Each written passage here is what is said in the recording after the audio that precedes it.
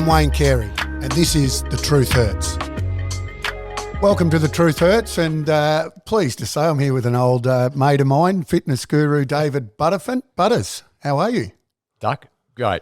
Good to see you. Still look as fit as a fiddle. Oh, thanks, mate. Still training heaps. Yeah, it's training every day still. Yeah, it's a bit of a routine ritual that I have. Yeah, which I love. Is it I won't say it's a disease, but for a lot of people that do just love training, it's addictive, isn't it? Yeah, I think that's the thing. It becomes kind of a non-negotiable for you. It's just something I do every day. I just would do some form of exercise every day. Just been part of my life and constitution for a long, long time. Now, before we get into your whole life and where it all began and all the success you've had, something that's really relevant at the moment, because I don't know whether you saw recently, but Clayton Oliver, superstar of the competition, and then he had a clash with his fitness advisor, and now he's going to miss another 4 weeks. What do you think of that? There's a lot of people a little bit critical of Clayton, and should he be coming back, or should he just be listening to what he's basically his boss in that area should be saying? And yeah, what's your take on that? Yeah, it's interesting. I mean, I think with Selwyn Griffith, I think what's happened is that I'm only seeing from afar, really, and having conflict or confrontation is not necessarily a bad thing. It's actually quite healthy to have that, because really, basically, the people in football, they want the best for the player, and obviously the central priority is the well-being of the athlete as well. So when you have that bit of that challenging discussion, that's okay. You want that. Basically that's how it's co-constructed and you work together. It's just the spin-off on it, basically what the media do, and it looks like, it's a bit of a kind of a negative kind of connotation to it. But really, in a way, is it that bad? Well, not really. It's just having that discussion, and it's what's kind of the narrative they create around that. Do you have to save the player from themselves though? And how fine is that? Yeah. A bit like the doctor.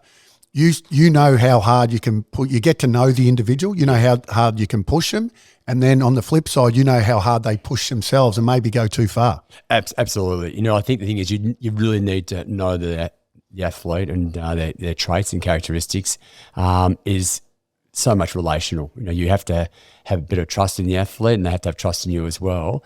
So you have to have those kind of honest conversations. It's that continual feedback that you're working with. So when there's a bit of resistance, you've got to work through that and facilitate.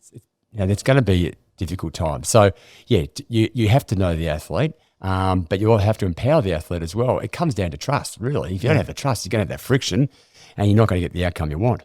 So let's go back to where it all started and how you end up, being successful at a number of AFL clubs, and how you got into fitness and what you studied. Did you play footy yourself? For memory, you played a couple of games at Richmond. I did. So, but where did it all start? Where did you grow up, and how'd you just love training? Yeah, look, it's I'm from a family we were heavily involved in little athletics and football, and love sport. So fortuitously, obviously parents are very active and got us involved at a young age. And as a result, I had an opportunity to have a couple of years in Richmond, which I loved. Then I went off and played Boxall for a few years. And when I was kind of studying, Were you any good? Look, not really. Nah, look, I was good at the warm up, but anyway. Look, I loved playing. It was great fun, and some of the connection and mateship I formed I'm really kind of grateful for all that. To answer the question, no, I wasn't great at all. But when I was a PE teacher initially, and then I went back and did some further studies at Vic Uni, and I was doing my PhD, and then I got a phone call and said there's an opportunity going at North. This is 94, end of 94. And I knew Jeff Walsh, and I said, would you be interested to have a chat to Denis Pagan? I said, yeah, I'd love to. So look, I'm forever, kind of grateful for Denis and Jeff for giving that opportunity to kind of get into the system. And I was a part-time, but working full-time hours. And not getting paid a lot if you're at North. Not at North, no. That's poor as church mice. So, not getting a lot of money. So, but look, loved it, and I was so grateful for getting that opportunity. Then it kind of graduated into a full-time gig after 12 months. So you walk into a club like North Melbourne, who's on the rise. You meet a guy who's fairly intense, as you just mentioned before, a bloke called Denis Pagan. Yeah. Was it daunting for someone like yourself? Like you said, you've been in the system. You're a teacher. Were you overwhelmed, or you just walked in and it was seamless? No, I can't say it's seamless. No, I think it was pretty challenging the first, probably 12 to 18 months. Were we fit, by the way? Yeah, you were pretty fit. Actually, no, they were. And that's a great thing about North. I mean, had a great culture as far as work ethic goes. But no, look, going in, it was just like, this is high performance. This is the intensity, the emotional kind of roller coaster of it all. It's just learning. And I really learned a lot in that period when I was at North Melbourne. So and it was tough. It was a challenging environment. So it's really basically what you're learning. I mean, I had all the kind of technical understanding, but the relational stuff and the psychology of dealing with the kind of personalities, that was the thing where I had to learn a lot about myself, so I could help others as well. So I actually learned a lot. I probably learned more in that period of time at North than I did in all my studies I've done. And you had you obviously had one of the great doctors, and we had we had a great medical team, didn't we? 100%. Dietitian Julie Tatnell, Roger and Gordon, and all of those guys. Obviously after Harry, but a great medical team. How important is that, and how much obviously the work that you have to do together to make sure that this team, and like I said before, how far you can push individuals and then the whole team as a whole? Yeah, that's a really good point. I think when you work with a team and it's collaborative and you feel included, and I actually did feel that inclusiveness at North Melbourne, and Harry was a fantastic mentor, and so Gordon and Roger as well. There's a great medical team, but when you had a voice, so you could really share your opinion, and they would listen and value.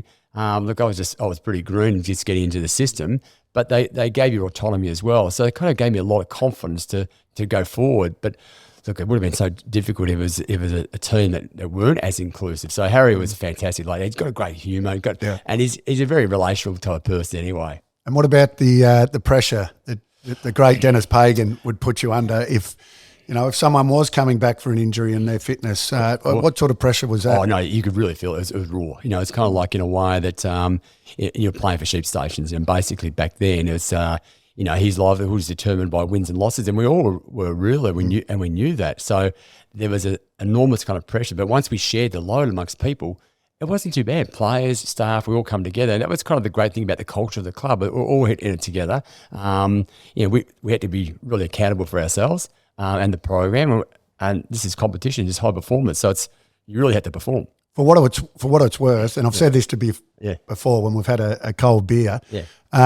That fine line, because let's be honest, the fitness person at footy clubs were not always liked, because you actually, you're flogging these players at different times. So that balance, you had that perfect balance where you're just likeable. Even though, you're doing your 10th 400 and you're on your 10th 200, you're absolutely knackered, and you're saying, no, well, you got two more in you and you're just pushing and pushing and pushing. How's that fine line between getting the best and then but not breaking the player? That's a really good point, because that precipice you walk upon, like you're really pushing him, and the most important thing is that respect. But the thing is that to get better, you've got to have some discomfort. So it's taking that environment of discomfort. It's okay. If we want to win it, this is what we have to actually be familiar with. So in a way that, there's times that players probably had in my guts, but at the end of the day, we're here to win. We're all here to win and to have success, and we're kind of entitled to it if we're prepared to do the work. So it's really in a way I had to remove that component to be liked, but I'm here to do a job. I'm here to perform, and really in a way that it does come down to respect. But it's a fine line, because there's times that you're going to give feedback and they're not necessarily hearing the feedback they want to hear. So it's really in a way, but it's that constructive and directive feedback they're learning the most. But what it is after time, people realise, hey, this is a gift. Yeah, we're getting feedback all the time, and it's kind of like it's just honest feedback, and that way it gives someone the chance to build that capacity. Did anyone, any players off the top of your head challenge you at North? 100%. I mean, you want to be challenged. I think that's healthy. And I think going challenge, swore at. Look, you know what? I think it's a term of endearment. I think it's starting to work. It's starting to prickle them a little bit, and basically that's healthy to get that challenge. Yeah. And we've just seen it recently with what's happened in Melbourne. Yeah. You're going to get challenged. If we're not challenged, we're not growing. So in a way, it's okay. We've got to take people to the level where there's discomfort, but over time they become, reasonably comfortable with that, and then just go again. So it's like, oh, please don't do any more butters. But, that's what you got to do. You got to give them the confidence that they can do it. What about dishing out punishment? Because it'd be fair to say, like you said, we did train hard. Yes. And, so we trained hard on and also had a fair crack off the ground. What about giving out when you knew, for instance, I remember we were at a camp down in Geelong and Denis sat in the car park and wrote names down for all the players that left the campus. Yes. And then the next day, you're called out and he goes, well, step forward if you're one of the ones that digressed. We all stepped forward. Mick Martin was the only one that stood there. And I looked at Mick. I said, mate, you're next to us. Step forward. Did you like giving out punishments? Oh, look, no, I think in a way we've got to, you've still got to drive because we had a few, didn't we? 100%. Basically, I'm a big believer in that positive reinforcement. I think that it's important. We need to praise in public and coach in private. So if someone has been unaccountable, and I think that haven't really been, doing the right thing by the team standards, well, there's got to be consequences. And it has to be consequences. That's life, really. So it's in a way, well. I'm trying to say this to my kids. There's got to be consequences, but the consequences have gone out the window these days. No, you still got to have consequences. I reckon you do. Oh, definitely, because it's we have to be accountable for our behaviour. Yeah. And I think in a way that's why a lot of it's player driven. And really, I don't think any of the players, at all clubs I was involved with it. Okay, that's what it is. We're here to actually have success. Well, these are things that's hindering our success. So therefore, there's going to be some consequences in place. So, but it's in life, really. Yeah. Look, did I enjoy it? No, I didn't enjoy doing that part. But what it did do, though, it gave players the ability. Hang on a minute, we need to be accountable, own our behaviour, and going forward. So, give us an indication. It's up to you whether you want to share it. But you get to North in '94. Yeah. As you said, you're learning your way, and then only a couple of years later, '96, we have. We win a flag. Could you see that building within the team and through our fitness and obviously probably our maturity as well? And how much did your pay go up in that 2 years? Because I reckon you would have been paid with Judy Francis and sandwiches would have been your pay, and lollies would have been the initial payment. Yeah, look, what's interesting when you go back and reflect, you have a different perspective, and I think, but there was a few key things that I noticed. There was a real vision, and I think there was a belief, that, hey, we're going on this journey. And you could see that amongst the coaches, you see it amongst the players as well. So you could feel that. It's a great kind of a level of energy and connection. So it's connection and had a vision as well. And there was a kind of a belief amongst each other too that, hey, we're gonna do everything we can to throw, our chances of winning it this year, and everything went well. There's certain things you can't control, the opposition and so forth, but I'd have to say amongst the coaches, the narrative, the players, there was a vision, there was a connection, there was a belief, there's a great energy. It's kind of hard to actually describe, but I'd have to say the culture, the connection, the work ethic, and as Denis would say, leave no stone unturned. And we're doing that. We're pretty innovative at the time. Yep. Talking about work ethic, now this is probably a hard question off the top of your head, but I want you to give me some of your hardest trainers at North. And then you're lazy, then the ones that needed to be pushed. Yeah, well, that's interesting. It's kind of like, it's one of the things when people ask, who are your best trainers, your worst trainers? I really don't like going down the angle of the worst. Yeah. Okay. Yeah. Look, Johnny Blakey, and to play that many games, it's obviously a reflection of his work ethic, his discipline. He was, extremely impressive. Look, you had a strong work ethic. I don't think you were kind of, running around shortcutting the cones and weights as well. So, I think that Darren Crocker, for a guy, had a lot of injuries. Yeah, but he worked extremely hard. Horse is another one. He worked extremely hard, missed a lot. You see that when people are suffering and they're going through those challenges, that their commitment, they know they're not playing, but they're still striving and working towards that end goal. Other players see that, so it actually elicits a behaviour in other players. So there's a lot of players. Look, Steve was an unbelievable worker as well. There's a lot of guys that had an appetite and they can actually tolerate discomfort, and not necessarily the most talented players, but players who could tolerate discomfort. And they'd go up and I can do more. I'll throw up a few that didn't train too hard. All right, okay. No, Rocky wasn't too bad, but not the best. Yeah. Sholey was a bit lazy. Yeah, he probably. I don't think Byron Pickett. Well, Choppy came back fair to say, out of condition a little bit from the off season. Yeah, that's most true. of his time then with you trying to work it off. And Julie Tatnell, who was our dietitian, who's, by the way, innovative. We were the first club to have a dietitian. I know you'd be aware of that. And we set that standard of being 50 mil under, and if you weren't under that, Denis wouldn't play you. No, and it was a great way to drive that accountability, being conscious of what you eat, what you're drinking regularly, that you're going to be measured and monitored. So it's basically, these are our clear expectations. You got to get everyone under 50, be conscious of what you're eating, and you're drinking as well, and you need to come back and get regularly, kind of monitored. That really drives performance and accountability. I'll tell you what we did learn when we went on a footy trip. We learnt that if you just you could enjoy yourself with a few beverages, just don't eat. You can't do both at the same time. You can't eat crap and have a few beverages on a footy trip. So just drink. Yeah. Now, by the way, drink responsibly and but so that we learnt that over time. So it definitely changed. You'd go away, you'd come back, not at your fittest, and then as time went on, and obviously through. Your training and what you taught us, then we were coming back fitter and fitter at the start of pre-season rather than having to chase our tail. That's a really good point. I mean, we can't have our cake and eat it, and there's no pun intended, but players knew pre-season they had to come in a reasonably good condition. So therefore, they lead up to the pre-season, they would do some form of conditioning. Yeah. So in a way, they knew what was coming, so they wanted to actually have a good pre-season to set them up. And like back then, we'd start in October. So it's a long pre-season. Whereas now they come back in late November, very early December. So it's a shorter pre-season. The AFLPA have obviously sanctioned that, but it was a long pre-season. Talk about there's obviously stuff going on in and around concussion, and as the science improves, we know that's not down your alley. But what about when pushing guys with injuries? So 97, so we win 96. I do my shoulder. Yeah. In the first game in 97, we had a lot of injuries and different things going on in that year. Yeah.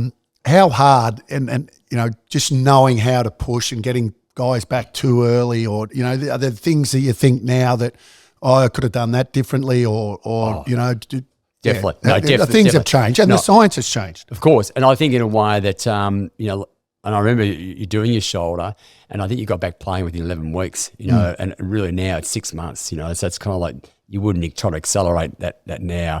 And also too, we're knowing a lot more around the science and research. So a lot of your techniques and principles, it's got to be evidence-based.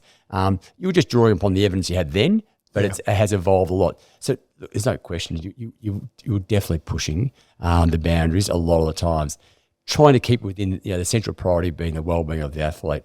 But I remember that vividly, you coming back towards the latter part of the season, you were back within 3 months, and that now from that procedure, that's a 6-month kind of rehab. So we obviously went on then, Butters, through your guidance and others through that time, but then you had a bigger calling. You got asked to, be involved in the Olympics, which was too good to turn down. Clearly, yeah. Look, it was kind of bittersweet because I loved the actual connection, the culture of the club, and then I had the opportunity to work in the Olympics. I thought it's never going to come back in my lifetime in Australia, where I'll be working as a sports scientist. So I kind of moved the whole family up and had a young family, and my wife Maria was very supportive. And so I think we only had a child is 2 weeks old, so I had 4 kids up there. It was kind of like, but I learned a lot and had an opportunity to work with some wonderful coaches and athletes and move outside of the football realm as well, and then be able to draw upon some expertise and bring back into the AFL. And before you went up there, I failed to mention before, your beautiful family, and you had a beautiful dog called Rosie and a blue heeler dog that you came down to the club and said, look, I've got a problem with my dog. It started nipping the kids, and when the kids bringing their friends around, it started just giving them little nips. So we've got to find her a better home. And I said, you know what, Butters, I'll take her off your hands. Yeah. And I had a dog called Oscar at the time, which I got from the pound, and Rosie came in and was brilliant with me, but then started nipping everyone that came into the house as well. So I ended up sending her up to a farm in Wagga. Yep. And it was my brother's in-laws at the time. They had a massive property. I thought she's going to love that. And I just want to let you know, I've not told you this before, that no one could get out of the car. So she was a one owner dog. Yeah, she was. Who was ever feeding us, that was the only person that she didn't bite. Anyone else that got out of that car on that farm got bitten on the way in. Yeah. So she had a better life. I just want to let you know. That's good. That's good to know. I remember that day vividly when going to your house. Yeah. And I reckon at first when you pat, I think she might have had a nip in the head. And I thought, oh my God, this is not going too well. And I think Duck would take the dog here. And I remember the kids were sad. Yeah, they were. Giving the dog away. Yeah, and she was. And I think we just couldn't allow her, with other young kids around. So hopefully she had a good life, Rosie. Yeah, she did. No, she did. She did. Well, she had plenty of space to run around and nip everyone. So the Olympics, so that was obviously, a great experience. But then how long after that finishes that you realise, okay, now what am I doing? Get back involved in footy. Yeah, look, I'm a Melbourne boy and my wife is as well. She's from Melbourne. We live around the corner from each other actually. And look, we were keen to get home and had a few opportunities in AFL. Then actually Dani Laidley contacted me and she said, look, Butters, there's an opportunity at Collingwood, and she was working at Collingwood at the time with Mick Malthouse. I said, look, why don't you come and have a formerly known as Dane, Dane Laidley, yeah. Yep. And she said, hey, why don't you come and have a chat to Mick and Barmy? I reckon it'd be a good mix here. They're looking at the potential of getting another high performance manager. And yeah, great, okay. And had that meeting, and from there, connected really well with Nick and Barmy, and had a great relationship with Danny, and AJ ended up working with Danny at Carlton as well. So, so I had a lot of connection. So how similar, the great Denis Pagan, and as you said, intense, be intense and obviously a perfectionist in every way, controlling, some may say, but an absolute ripper in terms of morals and the way he went about coaching and predictability and professionalism and all of those things. And then you go with a guy by the name of Mick Malthouse, who from afar, and I've got to know Mick as well, similar in a lot of ways. Yeah. Would you agree? Yeah, definitely. Very strong constitution, great moral compass. They're real workers, real competitors, different to a certain degree, but having the opportunity to kind of learn the craft under Denis, I was probably had a bit more kind of emotional intelligence, I suppose, when I went back into Collingwood and after experience working in the Olympics as well. But look, I had a fantastic opportunity, Mick, because I felt so, involved and included into the club, and that collaborative relationship that we had. Thoroughly enjoyed it. I had 4 kids. It's just the relationship we had. We were able to kind of work together, and he gave a lot of autonomy, which it really empowered me to kind of build my craft and help develop the program with him as well. So, Butters, you come out of your study. You just love training, North Melbourne Olympics, you end up at Collingwood, and then you go through something, I'm getting goosebumps saying this, but you go through something that no parent should ever have to go through with your young son, Nick. Tell us a little bit about, that, your family, how you got through it, how you, I guess, got around one another. It's hard to talk about it. No, that's okay. It's 14 years ago since he passed. He took his life, Nick, and it was 2009. So I'd been at the club for a while, and he had difficulties as a teenager, and we were able to kind of seek a lot of help with psychiatrists and psychologists, and it was a bit of a roller coaster. But not many people knew he was suffering kind of mental health. He was.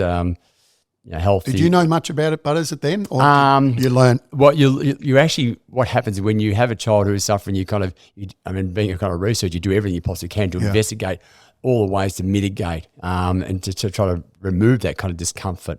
So anyway, so you actually learn a lot, and you're drawing upon all the interventions that's going to help, and you do everything you can.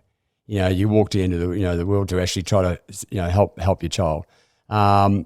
But unfortunately, the day came when there could be a moment of despair where, he took his life, and that had significant impact on us as a family. It definitely rocked our world, and there was a period where what do we need to do to deal with this situation? And when anything like that happens, you automatically go into kind of this numbness. It's a shock. You go into shock, and then really in a way, well, okay, we have to kind of move forward. We have to deal with this. And grief, there's no right or wrong way in grieving. But I remember my wife Maria saying, saying to me, "Look, we've got a choice here. We either get better or bitter about this." And as a parent, you get a lot of things can go through your head in the narrative that you use, and shame and guilt but no, let's go the path where we can get better, and being able to turn that around and turning adversity into an advantage. And that's what we did. We worked closely as a family. We tried a lot of techniques and tools, which I use today to be able to manage through that. And we kind of said, look, we're entitled to have joy and happiness in our life. And I could say now emphatically that we have got that, and we've worked hard towards that, and we're closer as a family because of that. And, I'm not saying my setbacks any greater than anyone else's. And we're all exposed to challenges and adversity in our life, but it's the choices that we make that enables us to go forward and keep that momentum. It was a pit of pain. It was a horrible time, but from that pit of pain, we learnt what things we need to do to go forward in our life, and so we can flourish, and that's what we learn. And we go back now that we can talk about it. We move forward, and we still have it's still probably challenging times when you think back, but you know what? You still can have joy, and it's usually the things you do together. And that's why I love coaching people today and supporting them, because if we work on those little micro behaviours regularly, it enables us to actually go forward and so we can flourish in life. And so that in itself was my greatest learning. I think my greatest learning as a husband, as a dad, losing a loved one, and I think, okay, now life can go forward, and it did for us. So yeah, it was a difficult time, but we had so many people that are so supportive and loving, and that gave us a lot of strength as well. And being able to lean into them was really important too. And I'm forever grateful, the club at the time, because it's not just a sporting organisation. It's a unity. You need people to lean upon, and which I did, and family and great friends that really supported me through that difficult time. Oh, really well said, mate. Thanks for answering that. And for anyone, but it's just listening to you speak, got goosebumps. And for those Collingwood supporters that think I just glossed over, a few grand finals that they played in, obviously in the early 2000s. I didn't do that deliberately, but I wanted to get to that question. Sure. So you obviously grand finals, a few losing grand finals with the Pies, then a little bit of a sort of a flat spot in there, and then the ultimate prize in 2010. Yeah. Look, I think that was so special, because I think when you have that hiatus, or you kind of you drop off in performance and then rebuild again. And when you get there, it's a great achievement. It's that journey along the way. I mean, it's great to have the flags, but it's kind of the things that you achieve as going along. And look, I'm very grateful to have that. It was a long time ago. And it's 13 years ago since I'm on the flag. But I still have that connection with a lot of the people I worked with and players as well. And it's definitely a special moment. To get there, it's hard. One, it's hard. It's hard to get to the big dance, and it's hard to win it. Everything's got to work out, well. And we did play in quite a few grand finals. Didn't quite, I think we won one. But it's that's the vagaries of sport, I suppose. You also sat under not only one of the great coaches, in my opinion, of all time, Mick Malthouse, but I think arguably the greatest president of all time. I mean, we had Ron Casey, who was just unbelievable in the 90s, just such a beautiful man. And you've got Eddie McGuire, and what he's done with this club to take it from Vic Park and, be sitting at the, I don't know what it's called now, Holden Centre. I think it's called the AIA Centre now. But, a remarkable man and did so much. Did you have a relationship with Ed? Yeah, Ed was so passionate about the club. Very strong visionary. Ever give you any advice on fitness? A little bit. I saw him trying to teach Anthony Rocker once to drop punt after a game when he missed a couple of goals. So I sure he gave you a couple of tips. That's what I love about Ed, because he's brilliant, isn't he? Yeah, he is. And he wanted the best for the club and for the players. So anything that can actually help us be more successful, definitely. He's putting his front foot forward. And that was a great thing about Ed is, his passion, his intrinsic motivation for that team and that club to go forward was really impressive. And quite innovative, he'd look at different ideas. And look, one of the things too, he signed off on that altitude training, and which is like, there was a bit of cost associated with that, but that had a huge influence on the club and as well. So I was fortunate to be involved with that, and also too, because he was passionate, he was highly competitive. So you could ask the tough questions, which was healthy. It was great. So two complete opposites, Nathan Buckley and Dane Swan. But both unbelievable players, but went about it in a very different way. How do you handle that? I assume there was times where you had to hold Bucks back, and I assume had to pull Dane in. Yeah. Would that be fair to say? Yeah, and I think that's what's great about team sport is the difference of behaviours. I think that's who they are. It's kind of what makes them great. It's kind of they're kind of weird kind of behaviours that they have that makes them really successful. And really, it's not necessarily comparing. It's just that's their wonderful strengths, their X factor that they have in them that makes them really successful. But if everyone was the same, it'd be pretty boring. You can't have everyone as a choir boy. You can't have all alley cats either. So you've got to have a mixture, a blend of the both. So would it be fair to say then that's maybe where Bucks went wrong a little bit when he started coaching, and not only started coaching but also started as captain of the footy club? It would be fair to say he just had this belief that everyone had to be similar to him, and obviously he took over after losing the grand final. Mick leaves the club and he becomes the coach. He did have he did want everyone to have his passion and the way he went about it. He thought he could turn everyone into him. Would that be fair to say? I think you're right. He had a want.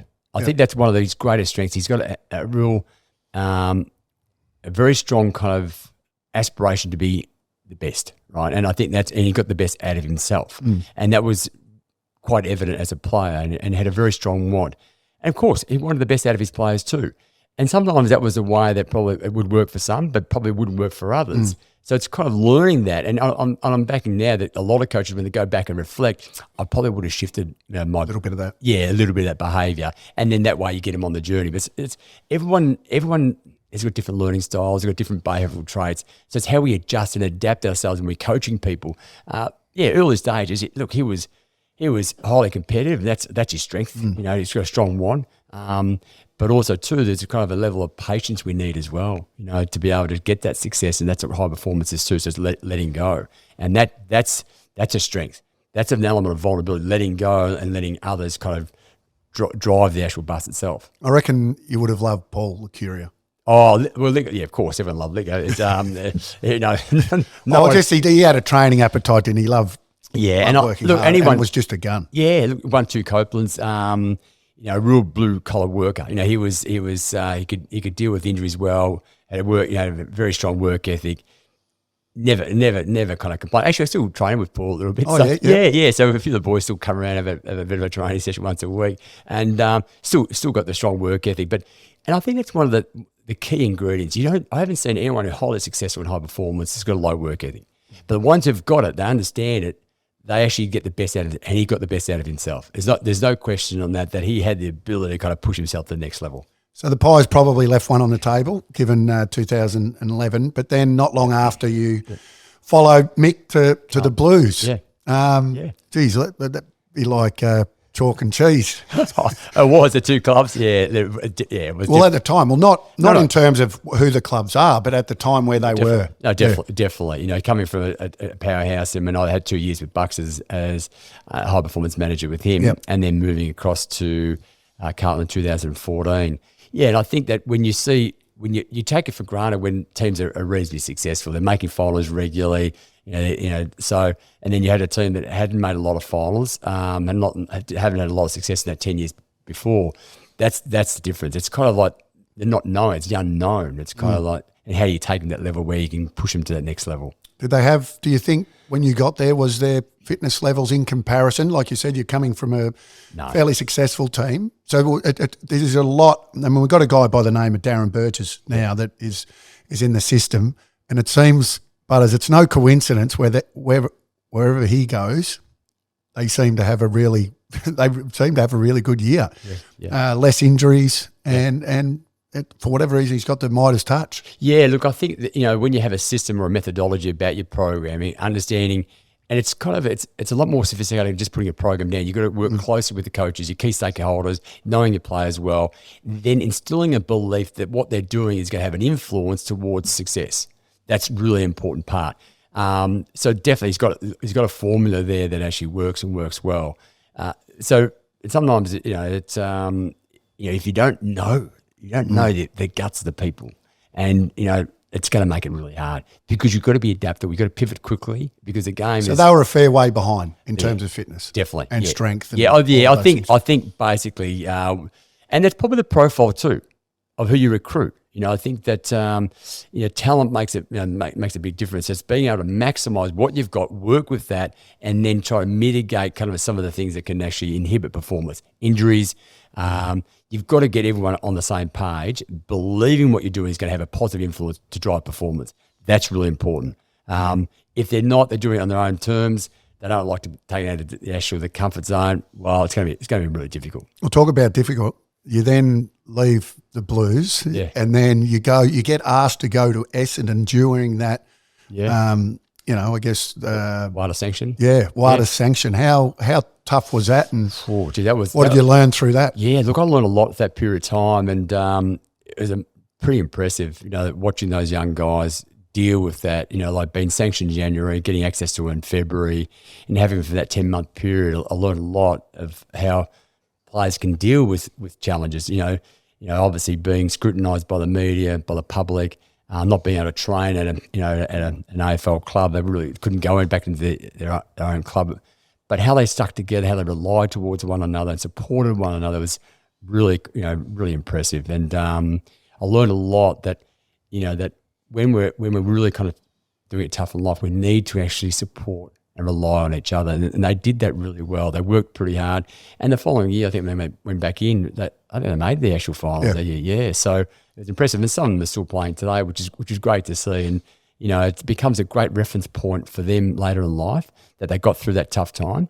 And then, we can get through some further tough times. So it gives them a lot of confidence and strength in themselves. So once out of the footy season, Butters, what are you doing now? Give your business a plug because I hear you're doing great things there. Yeah, look, fortuitously, the business, it's called Resilience Builders, and what we do is run a lot of leadership and resilience programs for corporates and down to school level. I was just previously at Mentone Grammar doing a staff presentation around resilience and wellbeing. So, we work in big businesses like Telstra, BHP, Adobe, and then we have smaller businesses as well. We do a lot of kind of one-on-one coaching, a lot of small group. And we also do one of the things that we do, which we love. We take them out in the environments of like Crowdell Mountain, Tassie. We do a 3-night program. How beautiful is Tassie, by the way? It's unbelievable. It's just a hidden gem. And the stuff we do, we take them away. There's no distractions. There's uncertainty. There's perceived risk. But we take them in an environment where they feel vulnerable. They have to work together as a team and drive some of their behaviours that's important at their work, and then transfer these things they've learned, these tools, back into the workplace. So we do a bit of that. We run about 6 of those throughout the year. Get a lot of good feedback through that. Oh, fantastic! And because we do a lot of stuff like we do a lot of mindfulness meditation. We do a lot of cold water immersion. So we take them out of the car. We do it in snow sometimes. Sounds like SAS. It does sound like that, but what happens is it just giving the ability to deal with that discomfort, giving some tools to be able to mitigate those challenges. So that then they go off, when work gets tough, what do we need to do? We need to come together, work through it. And so it's really things that can transfer back into their business. And also we're running a self-paced e-learning program, which is just about to be launched, which we've got a lot of funding from government. We're rolling this out to regional Victoria to start with, for a lot of the farmers who've had difficulty in Victoria. So that's been really exciting. So can't wait for that to happen so people can get access to that through our website. And it's really cost effective, but a lot of good tools. There's a diagnostic tool there as well to help them get a gauge where their resilience is at. And from there, people can, I can apply these tools. It's kind of, we don't mandate it, but it's like a menu. Okay, these things I can actually have a go at, whether it's journaling, whether it's mindfulness, whether it's self-coaching, whether it's kind of just the spiritual stuff of compassion, kindness, patience. Then we talk about nutrition, exercise as well. So it's a real kind of it's a collective of all these interventions and tools that we provide. Well, mate, I've got to say, who better? I mean, you've as you've said then, you've gone through an amazing career. You know, obviously premierships wherever you've gone, Olympics, gone through the heartache, worked through that. I mean, it's been interesting, and obviously still so much to pass on. And just sitting here talking to you, you haven't changed a bit, by the way. The rig hasn't changed. You haven't changed. You see the enthusiasm that you have for what you do, and I think if you have that enthusiasm, whatever you do, you're going to do well at it, and that's why you're doing well. And mate, good to catch up with old mates. I've seen you a bit the last month and a half, which has been awesome. No, it's been lovely. It's been really good. And it's actually, it's you know, the great thing about our game is that you come across so many people, but having that connection, I think it's fun. It's in a way, it's tough. I mean, at the elite level, it's tough for coaches, tough for players. From the physical point of view, but then the psychological side of things too, the roller coaster of form and all that type of stuff. It's hard. And when you see players when they're getting on, they're getting replacements done or whatever it may be. That's not easy. What your body goes through, it's tough. But the actual connection, power relationship, I'm really quite grateful to have those. And look, thanks for the opportunity to come in today and meet you again and have a chat. It was always lovely. Good on you, mate. I learned something. Good on you. Thanks, Doug. Thank you.